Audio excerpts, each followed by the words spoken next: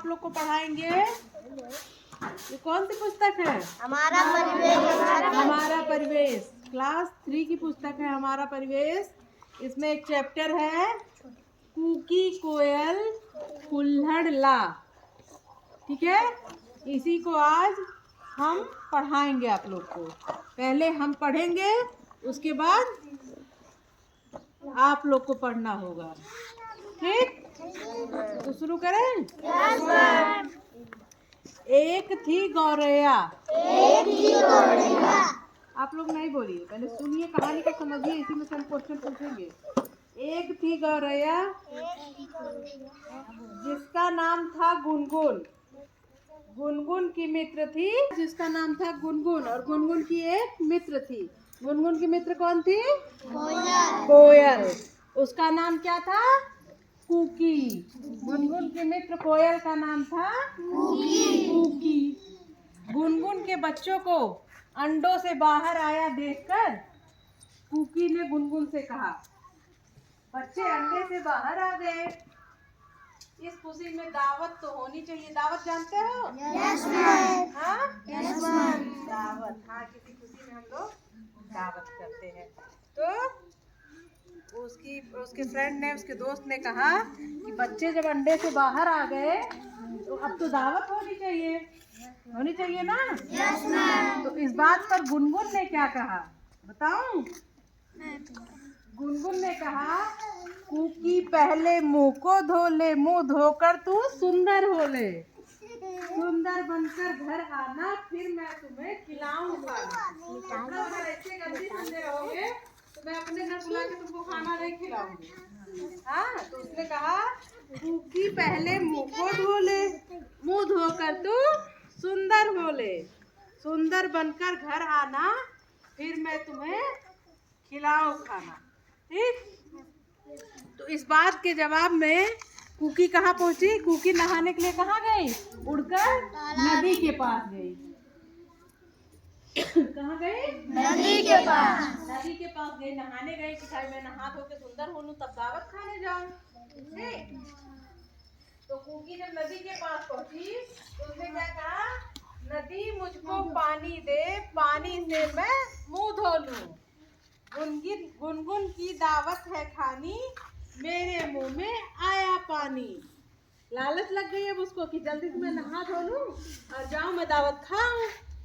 ठीक है, तो उसने नदी से कहा, नदी मुझको पानी दे, पानी से मैं मुंह धो लूं, गुनगुन की दावत है खानी, मेरे मुंह में आया पानी। मुंह में पानी कब आता है?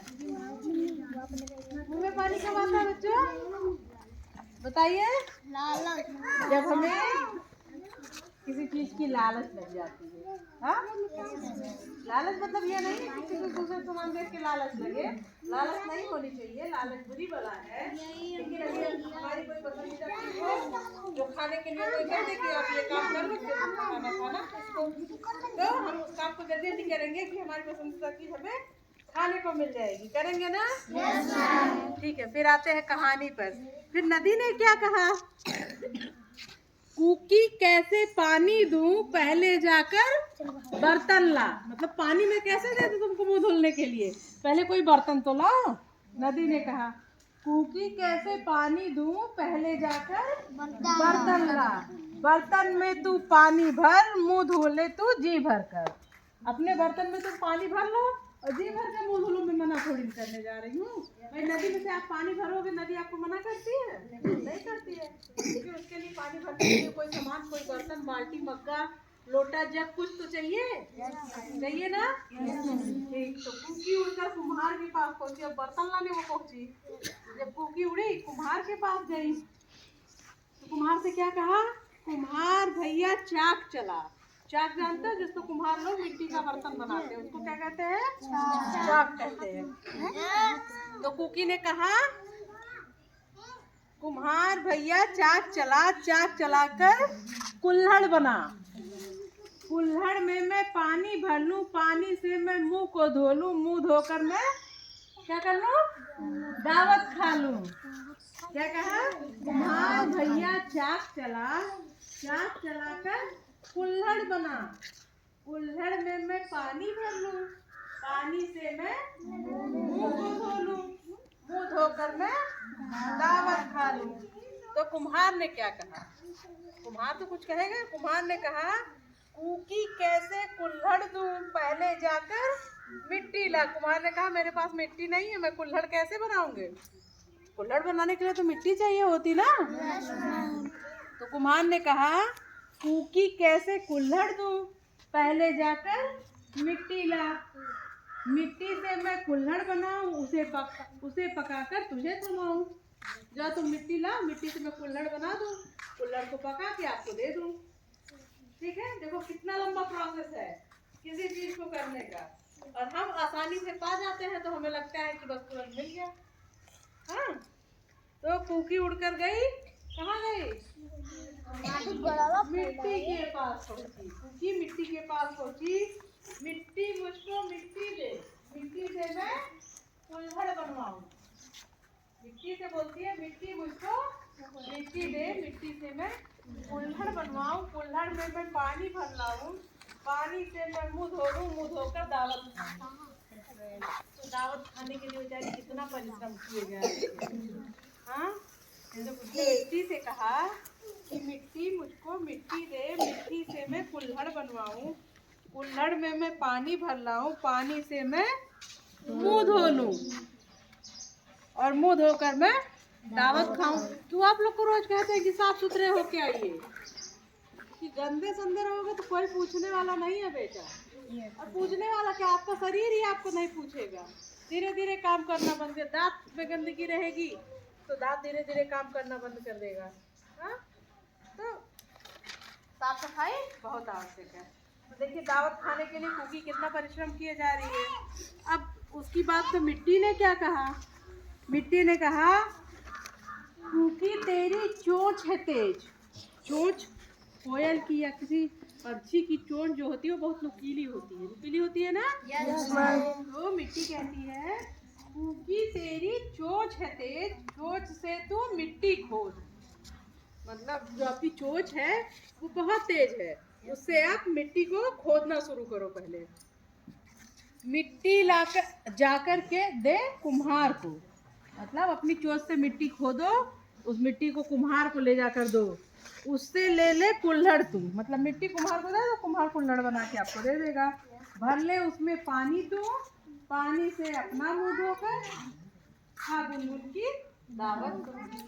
अब सोचो, मिट्टी ने जवाब दिया कि आपकी क्या है, चोंच जो है वो बहुत नुकीली है, बहुत तेज है, आप उससे मिट्टी खोद लो, खोद के कुम्हार को दे दो। कुम्हार क्या करे, कुल्हड़ बना दे। उस कुल्हड़ को आप नदी के पास ले जाओ, नदी में से उसमें पानी भरो, पानी से मुंह को धो, मुंह को धोकर साफ सुथरे हो लो, साफ सुथरे होकर कूकी की आ जाओ दावत खाओ। इतनी लंबी चीज नहीं। फिर इसमें क्या हुआ, चोंच से मिट्टी खोद कर कूकी ने कुम्हार को दे दिया। क्या किया, लास्ट उपचार इसके पास यही था दावत खाने का। उसने चोंच से मिट्टी खोदना शुरू किया, वो ले जाके कुम्हार को दी। कुम्हार ने चाक पर मिट्टी से कुल्हड़ बना दी, कुल्हड़ को आग में पका दिया। कूकू ने कुल्हड़ को नदी के पास ले जाकर पानी भरा, उससे मुंह धुल लिया।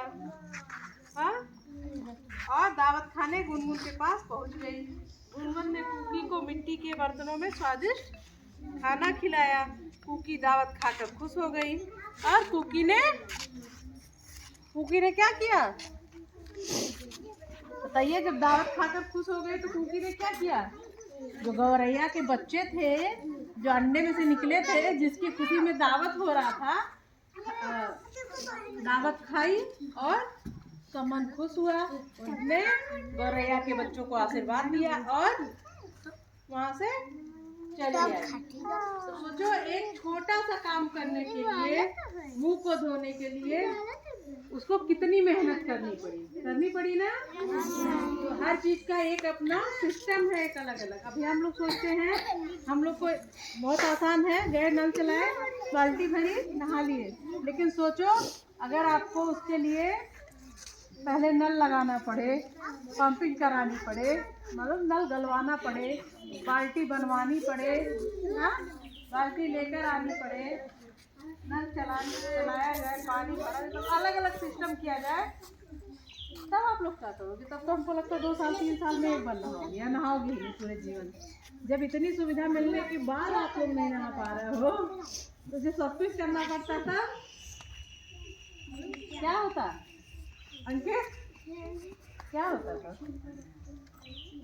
तब नहीं नहा पाते बेटा, इतनी सुविधा है हमारे पास और हम मुंह ना धो पाए, हम नहा ना पाए।